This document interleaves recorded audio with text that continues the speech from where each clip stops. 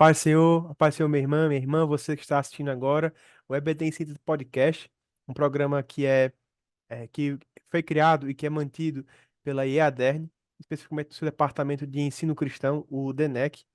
Hoje vamos ter o podcast da lição número 6 da classe dos juvenis, com um tema cujo título é As Grandes Escolhas da Vida. O nosso texto áureo é escolhendo antes ser maltratado com o povo de Deus do que por um pouco de tempo ter o gozo do pecado. Hebreus 11:25. Nossos objetivos na aula são compreender a importância das escolhas da nossa vida, verificar quais áreas as nossas escolhas causam mais impacto e também refletir em que âmbito devemos fazer boas escolhas. Eu não estou sozinho, eu estou com a professora Milka Saldanha. Pode ser a professora. A paz do Senhor, Reinaldinho, a paz do Senhor, você, papai, mamãe, professor que nos assiste, até mesmo aluno. É um prazer estar com vocês em mais um episódio. E dessa vez vamos refletir sobre as escolhas, assunto esse que é transversal, não só os juvenis, né, que é um adolescente, quanto os jovens, adultos, todos nós precisamos saber fazer boas escolhas. Então vai ser bem interessante essa lição. Verdade. É uma lição que qualquer pessoa vai tirar bons frutos dessa lição. Porque todo dia nós fazemos escolhas, algumas delas mais importantes, outras menos importantes, mas de fato as fazemos e temos que aprender como decidir, né? Com base na palavra de Deus e com a ajuda do Espírito Santo em nossas vidas. Vemos em toda a história bíblica que existe uma coisa chamada livre-arbítrio, e esse livre-arbítrio foi dado a Deus por nós para que o homem não pudesse de alguma forma, é, no final da sua vida, acusar Deus de não ter dado a chance de um dia conhecê-lo. Na verdade, Deus oferece seu amor, oferece a sua graça a nós, nos oferece a chance de o conhecer. Ele se manifesta através da sua palavra, se manifesta através da natureza. Então, vemos Deus em todos os lugares, até mesmo na justiça de Deus, na ira divina de Deus, vemos ali a sua graça, o seu poder e a sua soberania, né? Nele, em Cristo, habita toda a plenitude de Deus, não é? Então, vemos aqui um Deus poderoso que a todos se manifesta, um Deus missionário, um Deus que transcende os céus, que rasga os céus, que vem à terra, se comunica com o homem, é um Deus que fala a Abraão, é um Deus que se encontra com Adão e Eva no jardim, na viração do dia, no final da tarde, mas sempre Deus nos dá a escolha de seguirmos a Ele, de obedecermos a Ele, de amá-lo ou não. Afinal, se assim não fosse, não haveria amor, né? O primeiro requisito para alguém amar outra pessoa é poder não amar essa pessoa. Se eu amo por obrigação, não é amor, é apenas uma escolha forçada, não é uma escolha livre. Então Deus nos deu o livre-arbítrio para julgar o que é certo e o que é errado e o que nós devemos fazer ou não. Muita gente vai dizer que não existe livre-arbítrio, mas não é verdade. Nós vemos, por exemplo, a história de Jonas, que é muito interessante. Jonas, capítulo 1, versículo 3, vai dizer que Jonas, porém, se levantou para fugir da presença do Senhor para Tarsis, como se pudesse fugir. E descendo a Jope, achou um navio que ia para Tarsis. Pagou, pois, a sua passagem e desceu para dentro dele, para ir com eles para Tarsis, para longe da presença do Senhor. Então vemos aqui Jonas decidindo sair da presença de Deus. Agora, escolher estar longe de Deus não implica fugir das consequências. Nós vemos em toda a história de Jonas que ele sofreu as consequências por ter escolhido, por ter usado o seu livre-arbítrio fora da vontade, de Deus.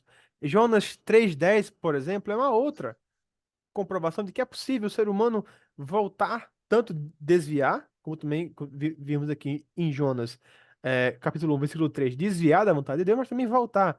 Jonas 3:10 vai dizer: Deus viu o que fizeram, como se converteram do seu mau caminho, e Deus se arrependeu do mal que tinha anunciado-lhes, e não faria.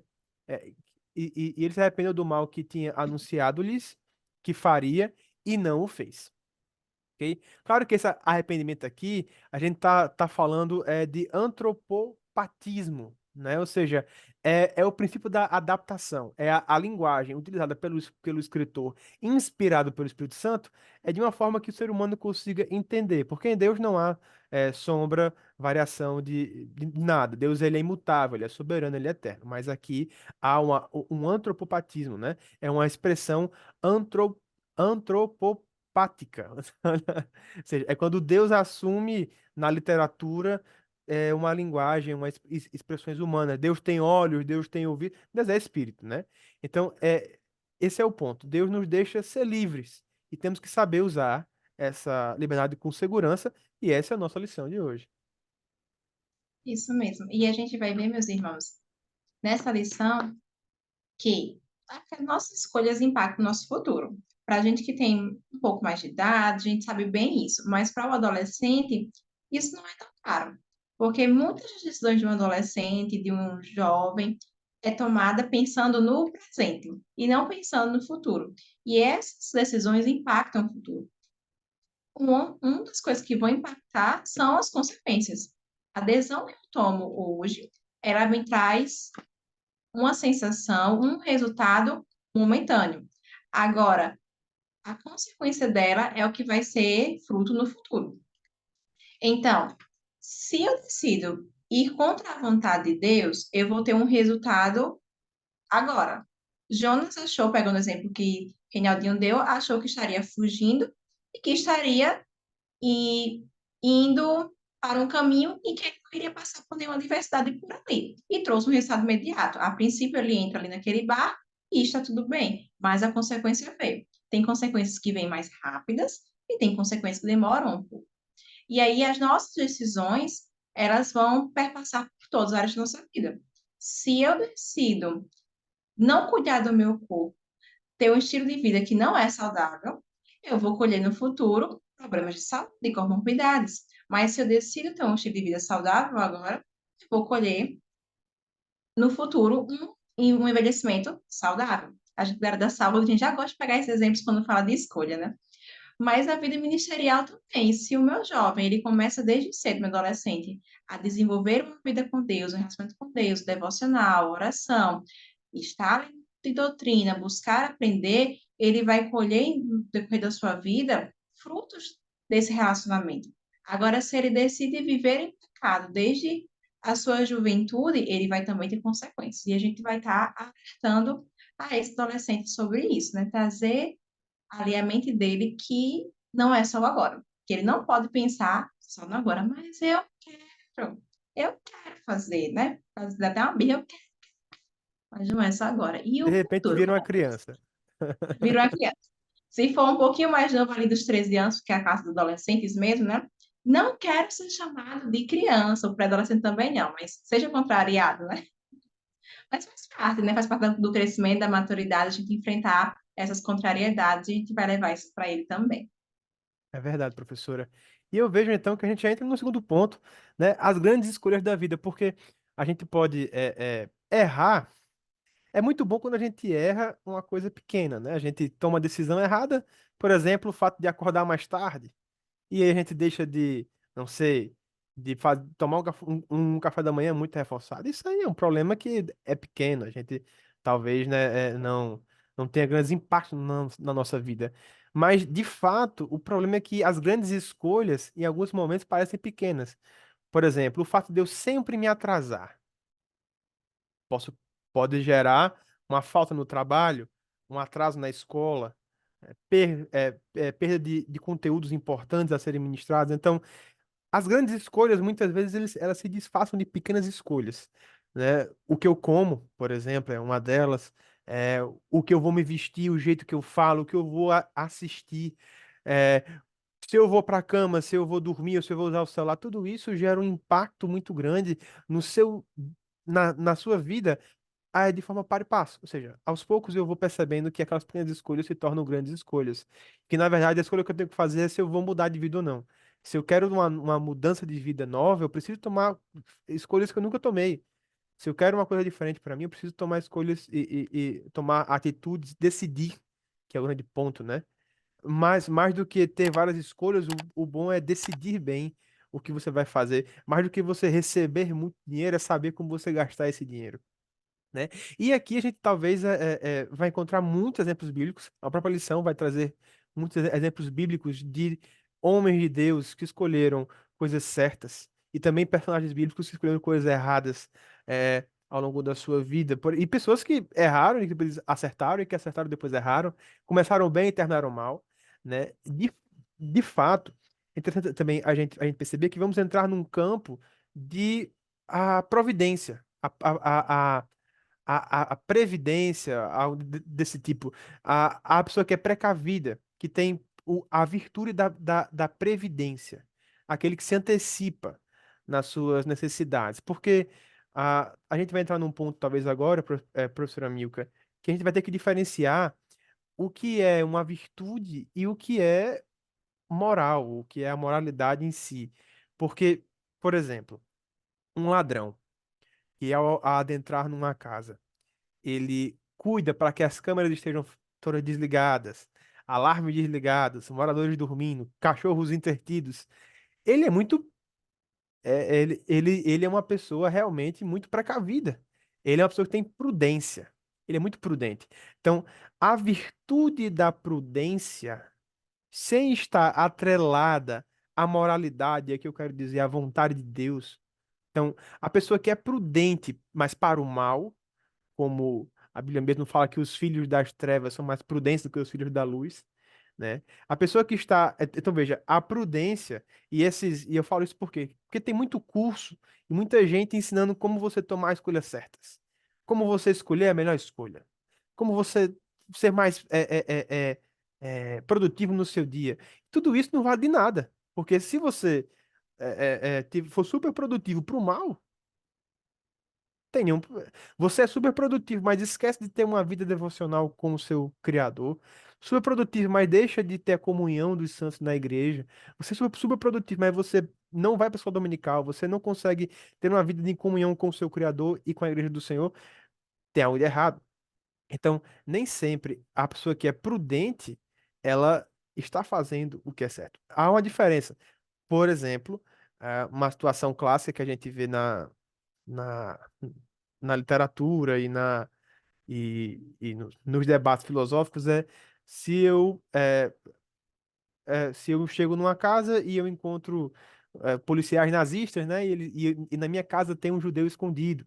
Eu vou dizer para ele que tem gente que tem um judeu lá? Para alguns filósofos, sim. Eu tenho que agradar sempre a verdade. A verdade é absoluta, né? Mas a verdade sem virtude ela é só um absoluto sem sentido, né? A Raabe, por exemplo, ela escondeu os espias na sua casa. E quando perguntaram se eles haviam passado por ali, ela mentiu. Ela mentiu. Mas veja, ela não mentiu por mentir. Ela pesou que havia a verdade e a vida dos espias. E ela escolheu ficar do lado de Deus, do lado dos espias. Logo depois ela foi perdoada, sua vida foi restaurada, né? E ela ali se tornou uma mulher de Deus e foi aceita pelo povo. Então, as virtudes que nós temos têm que estar aliadas com a palavra de Deus. Somente ser prudente não é suficiente. Precisa estar perto de Deus. Tá certo? Você tem alunos, agora foi feito, teve o Enem há pouco tempo, né?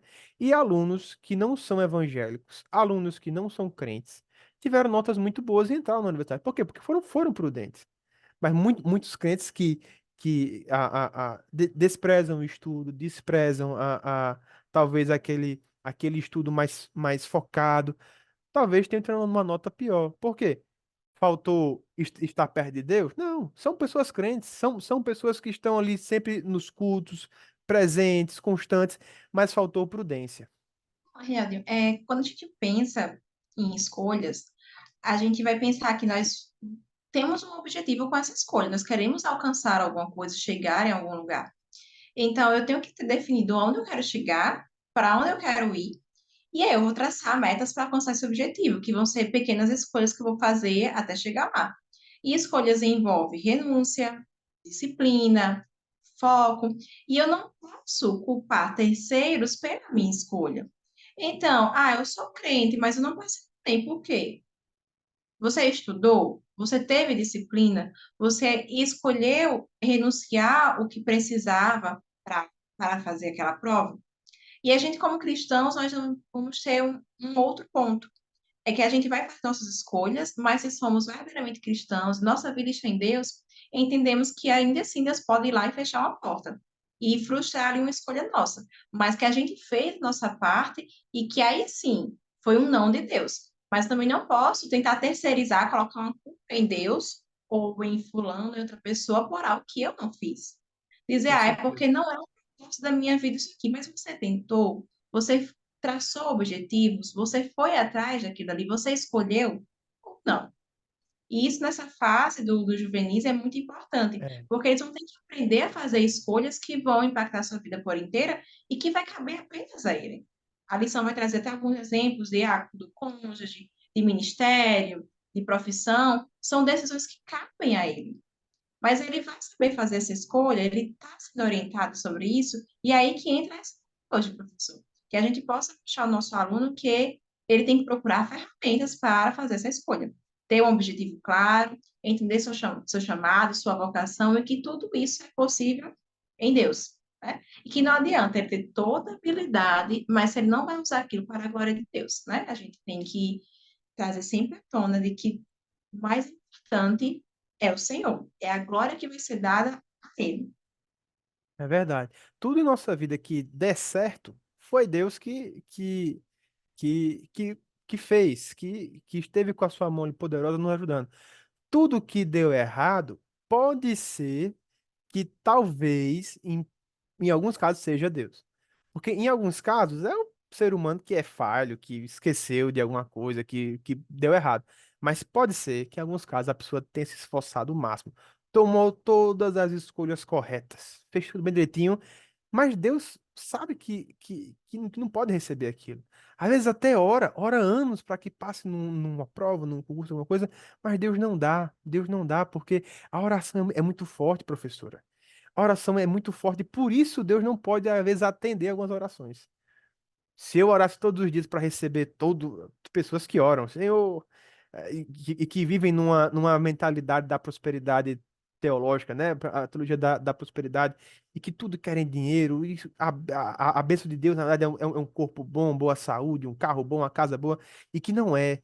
E Deus não pode as abençoar porque elas não sabem como pedir, pedem, mas quando pedem, pedem para as suas próprias concupiscências, para as suas próprias vontades, para os seus próprios prazeres. Então, Deus por nós, por amor a nós, não me dá alguma coisa que eu peça. E aí nós já entramos com certeza no terceiro ponto, não é? Que são, porque a gente sabe que a família que vamos escolher, temos que ser uma família debaixo de oração, com quem vamos nos casar, isso é muito importante. A vida profissional tem que ver o que é que eu tenho de habilidade, o que é que eu gosto de fazer, minhas aptidões, mas tenho que entregar nas mãos de Deus, para Ele me guiar, para Ele me ajudar. Às vezes é melhor estudar mais um ano para entrar na faculdade boa, ou então recuar numa decisão de algum comércio, alguma coisa, para poder eu conseguir ter mais lucro depois.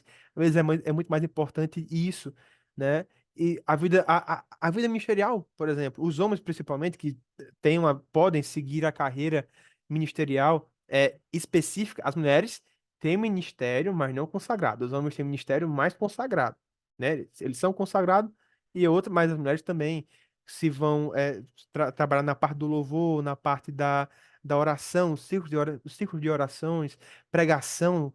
DEPIN, que é super importante, que é o nascedouro da igreja. Se você tem um departamento infantil fraco, a sua igreja vai estar com dias contados, não é? Se é evangelismo, se é discipulado, tudo isso Deus nos dá, inclusive dons de sabedoria, dons de ensino, para nos ajudar. O professor da EBD, não é? É um exemplo disso. Mas todas essas escolhas, elas têm com base temer a Deus, estabelecendo objetivos e andar com Deus. Andar com Deus. Ou seja, andar com Deus é Deus dar o braço e você segurar e ir junto com Ele, né? Então, tudo isso, e a gente todas as escolhas que nós tomamos na nossa vida, a gente faz tudo para a glória de Deus, né? E 1 Coríntios 10:31 vai dizer, portanto, quer comais, quer bebais, ou façais qualquer coisa, fazei tudo para a glória de Deus. Então a gente precisa, então, ter esse, essa ideia, né? Exatamente. E, professor, quando você estiver na sua aula e você quiser trazer alguns exemplos bíblicos para os seus alunos, eu recomendo que você traga os bons exemplos e os maus exemplos, né? A Bíblia ela é muito clara, então ela traz personagens que deram certo, que souberam escolher, e traz personagens que deram errado. Eu acho muito interessante Salomão. Salomão assumiu o reinado do seu pai, um reinado que estava bem. Ele, quando falou com ele, o que é que você quer? Escolher. Ele soube escolher, escolheu por sabedoria, e Deus ali lhe acrescentou riquezas. Mas no final da sua vida, a gente já vê que Salomão não estava no bom caminho, já tinha permitido adoração a outros deuses. A estratégia que ele usou para manter a paz em Israel no final não foi muito boa, que permitiu a entrada da idolatria naquele povo. Então, é um personagem que começou bem, mas que não terminou da mesma forma que começou. A gente vai ter personagens como Josué, que começou bem e terminou bem. Né? Josué ainda vai fazer um concerto no final da sua vida, vai dizer, eu e minha casa serviremos ao Senhor. Escolhe, pois, a quem vamos servir. Mas eu e minha casa vamos servir ao Senhor. E o povo ali escolheu a quem iriam servir. E Josué começou bem. Josué, ele foi, ele foi um daqueles espias e foi um dos poucos, ele e Caleb, que disseram, não, a gente vai conseguir. Deus nos deu a terra, nós vamos pelejar e vamos conseguir a terra. Enquanto os outros espias olharam e disseram, é impossível.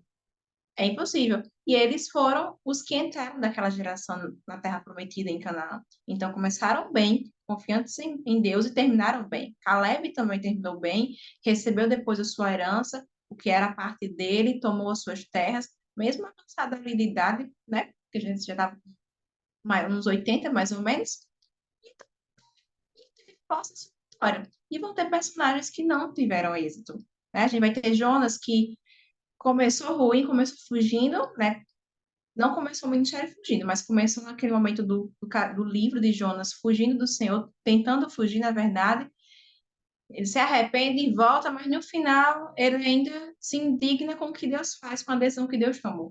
Então temos personagens variados na Bíblia que refletem diversas realidades humanas. E trazer isso para ele, talvez você possa trazer dentro de um quadro, um cartaz, uma cartolina, se você dispõe de PowerPoint, usar o PowerPoint, trazer esses personagens quadro, com suas qualidades, com os seus erros e seus acertos, e trazer a reflexão para o seu aluno. Como é que eles querem ser? Como é que eles querem terminar? Porque o começar, meus irmãos, é uma coisa, mas o terminar é o mais importante. Porque quando você termina, para ser bem redundante, terminou, acabou, não tem mais jeito, né? É bem redundante, mas é muito verdade. Se começa errado, mas Deus é misericordioso, você se arrepende, corrige, terminou bem. Mas se terminar ruim, terminar mal, não dá certo. É Então, verdade. fica a dica para trazer um padrão comparativo para os seus alunos. É verdade. Eu queria voltar na questão de Raabe, realmente, uma mulher que vivia uma vida de escolhas Isso. erradas. De escolhas erradas, não é? Mas é interessante porque ela mentiu, né? A gente não pode dizer que o que ela fez foi certo porque a verdade não foi dita, não é? Só que é interessante a gente lembrar que nossas escolhas elas têm que ser prudentes, mas também tem que levar em consideração os valores morais de Deus, não é? Porque a gente, professora Milka, a gente vive num mundo de pecado, não é? A gente vive num mundo de pecado. A Bíblia fala que um abismo chama outro abismo, né? O ser humano, ele é pecador, e ela era uma mulher pecadora também. Ela não tinha essa mentalidade cristã, essa mentalidade hebreia, ela não conhecia o Senhor Isso. Jeová, não é? Mas então o Deus verdadeiro, né? Mas de certa forma ela pesou ali e ali ela decidiu mentir, mas para salvar aqueles espias, e depois ela foi abençoada, perdoada, foi regenerada, teve sua vida transformada, e então temos ali uma bênção de Deus através daquela mulher, porque escolheu tomar a decisão correta. Não é mentir por mentir, quero dizer isso aqui, mas ela escolheu a decisão correta, porque ela colocou a vida e a vontade de Deus acima do conforto dela, porque ela poderia ter dito o que de fato ali estava acontecendo, ela não iria ser presa, talvez até fosse ganhasse mais prestígio no meio do povo ali, porque ela era prostituta, mas olha só, ajudou o nosso rei, o nosso povo, mas decidiu se submeter à vontade de Deus, né? Eu queria só deixar como conclusão da minha fala, Filipenses 4:8, que eu acho que é um bom filtro para nós tomarmos decisões na nossa vida. Quanto ao mais, irmãos, tudo que é verdadeiro, tudo que é honesto, não basta só, porque veja, ser verdadeiro é uma coisa. Mas ser honesto, ter essa prudência, por exemplo, eu não posso chegar e dizer só a verdade. Só falar a verdade seca e crua. Não. Você pode dizer, meu brownie ficou bom, meu brownie. Rapaz, ficou péssimo, ficou muito ruim. Rapaz, ficou diferente, mas agradável. Você não vai dizer sempre verdades duras todo o tempo. Tem que ser prudente. Às vezes a pessoa já tá machucada, já tá quebrada. Às vezes a verdade muito crua, sem refinamento, sem uma honestidade refinada, se torna um pouco se torna uma verdade muito destrutiva. A verdade dói, mas não precisa doer tanto, né? Tudo que é justo, tudo que é puro, tudo que é amável, tudo que é de boa fama, tá certo? Se há alguma virtude e se há algum louvor, nisso pensai. Então, aqui é de novo a Bíblia nos mostrando o caráter moral de Deus, universal de Deus, tá certo? Tem coisas que a gente não precisa nem decidir. Por exemplo, será que eu devo pecar ou não? Será que eu devo orar mais ou não? Será que eu devo fazer? Não precisa pensar muito para entender que você precisa, que não é, você não tem escolha de viver longe de Deus, né? Você sempre vai viver ou sobre o jugo e viver uma vida longe do Senhor, ou sobre a bênção porque a bênção da vida eterna, porque Jesus fala no Getsemane que conhecendo a Deus, ali está a vida eterna, né? Que a vida eterna é conhecer ao Pai. Então, que nós, professores, tenhamos também essa mentalidade de que estamos ajudando nossos alunos, não só a escolher questões como curso, ou como, enfim, mas a decidir ter uma vida mais próxima de Deus. Amém. Meus irmãos, que a gente possa ficar com essa mensagem até a gente, nós mesmos, refletirmos sobre isso, sobre as nossas escolhas e sobre o quanto nossas escolhas estão agradando ao Senhor e levar essa reflexão na nossa próxima aula para o nosso aluno. Que Deus abençoe a sua aula, abençoe os seus alunos, a sua semana e a gente se vê logo mais no próximo episódio. Amém. A paz do Senhor. A paz do Senhor.